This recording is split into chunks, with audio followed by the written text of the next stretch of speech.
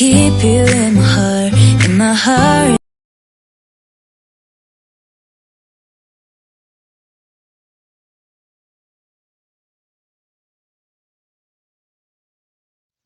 ఇది వరి పంట మన సలహాల సంప్రదింపులతో పాటు కరెక్ట్గా మనం చెప్పినట్టు వాడుకోవడం వలన ఏ విధంగా వచ్చిందో చూడండి ఒకసారి. ఇది మన దాసరపల్లి గ్రామం, ఇది మండలం మరకల్ మండలం, గద్వాల జోగులాంబ జిల్లా. ఈయన విజయ్ మన చెప్పిన విధంగా మనం ఫస్ట్ స్టార్టింగ్ నుంచి మనం చెప్పినట్టు కొన్ని మందులు తక్కువ వేసుకుంటా పంట బాగా రావాలంటే ఏమేమి ఫాలో అవ్వాలని చెప్పినాను. ఆయన మాటలు విందాం.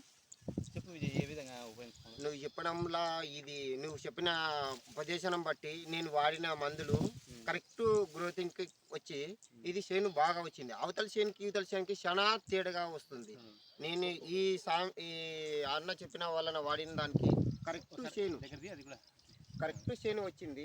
ఇలా ఈ అన్న చెప్పిన మాటలు విని దాన్ని చేస్తుంటే మనకి గ్రోతింగ్ బాగా వస్తుంది. చేను కూడా పంట బరణాలు ఎక్కువ ఉంది. దానికి దీనికి కూడా చాలా తేడుగా ఉంది.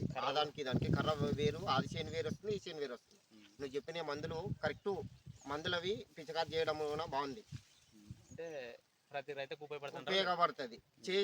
అన్న సలహాలు చెప్పుకుంటే ఇంకా ఎక్కువగా పండించేంత కెపాసిటీ వస్తుంది కూడా. ఇది అందరికీ ఉపయోగపడాలని చెప్తున్నాము.